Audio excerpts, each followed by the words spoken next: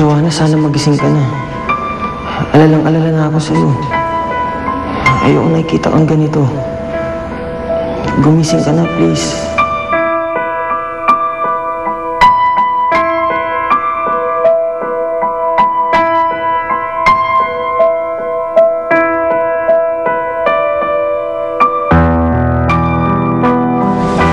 Bilisan na natin.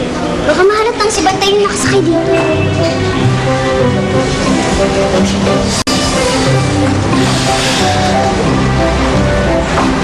Ate Miming! Uy! Kamusta? Tapos na? Oo, ate. At lalalo si Bantay! Yes! Sabi ko na nga, may ilang pa yung aso na kaaway ni Bantay na yun. Wala yun! Ate Miming, nasan si Ate Joanna?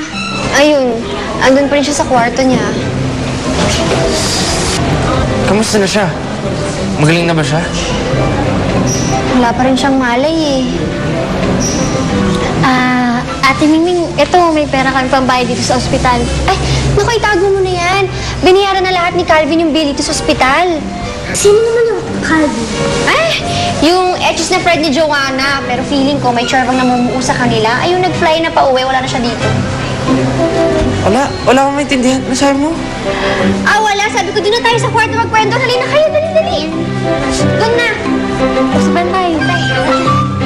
O, si Bantay. Tago-tago mo.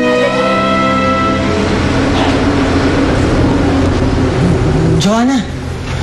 Kamusta na pakiramdam mo? Okay naman, medyo masakit lang yung ulo ko. Magpahinga ka muna. Huwag ka muna maggagalaw. Oh, ito, gising na kasi Joanna eh. Ate Joanna, gising ka na pala. Nanalo ba si Bantay? Oo, ate, nanalo si Bantay. Ayun yung trophy oh.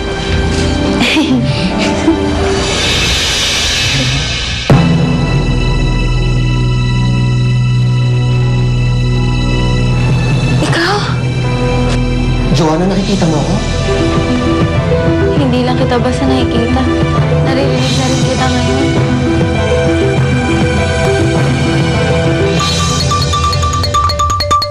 Nagkakaso ba tayo noon maliban kay Spike? Bakit mo natanong? Kahit saan ako tumingin, lagi na lang may sumasali sa isip ko. Hindi ko maintindihan.